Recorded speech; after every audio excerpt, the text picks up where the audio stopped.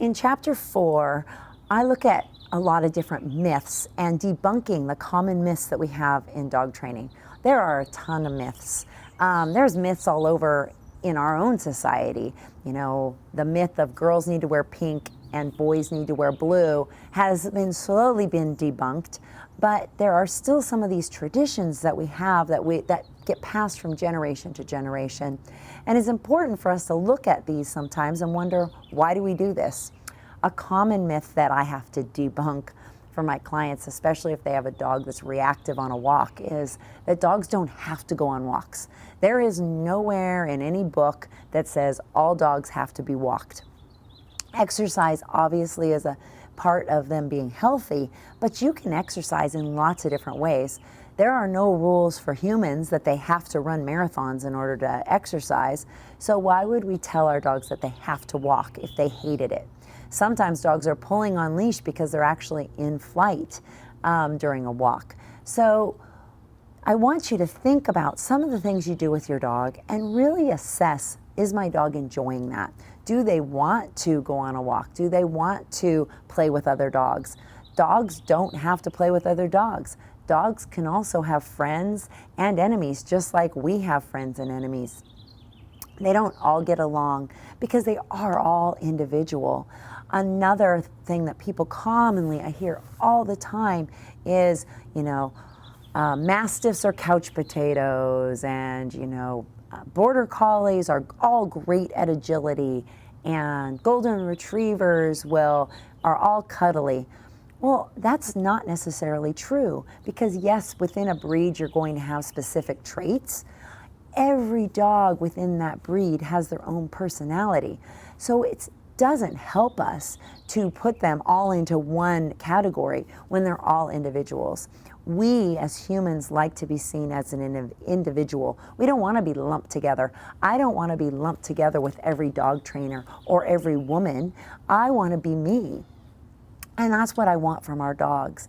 And so we need to go through and really look at some of our core beliefs that we believe about our dogs and really look at, why do we have that belief? Is that something that we learned from our family? Is it something we learned from other people? And is it what is best for our dog? So having these different beliefs and different myths that you may or may not have heard, you need to look at and really look at them and see if it's right for your dog. A belief that I hear sometimes is that the neck is the strongest part of the dog's body. Well, we know that is not true anymore, but people are still putting choke chains and pinch collars on dogs and still believe that. We believe that dogs aren't very smart in a lot of situations. And the more I spend time with dogs, the more I realize how aware they are and how observant they are. But a lot of times we just, call them stupid or stubborn and just dismiss maybe that they're actually having a fear. So it's really important that you look at some of your training beliefs and see is this really a myth? Is this truth? And is it true for my dog? So as you're training your dog, or as you're hearing some of these beliefs, don't just take everything you hear. Really look at it and see, does this seem true? Maybe do some more research and see if there's some kind of conflicting belief. If there are two beliefs, if you have a belief that dogs should always be should all be walked, and then somebody else who says, my dog never goes on a walk and only plays ball in the backyard, that gives you a chance to say, wait a minute, maybe there's more than one way to do something. So as you're reading this chapter, I have lots of different beliefs that are listed, but there are thousands of myths that are out there. And really, we need to start looking at them closely and decide, is this really what's best for my dog?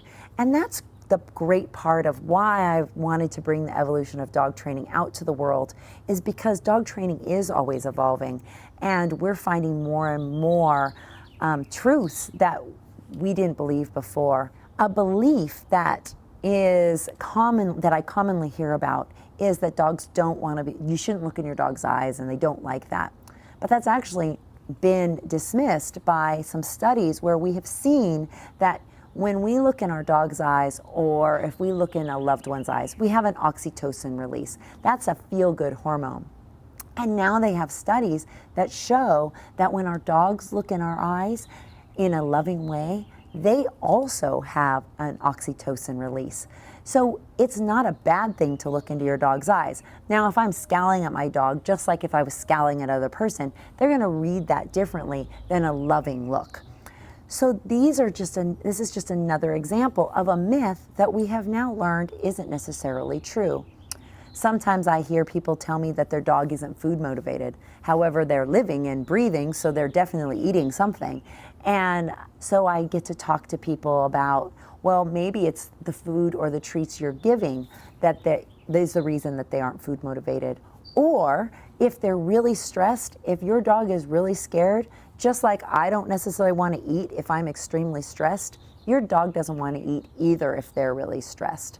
So it's important as we progress into our dog world, and we're going to keep learning things as in the future, but it's important to really sit down and not just take a suggestion or an idea as truth unless you've really looked and thought about, is this what's best for my dog? Is this what's best for me?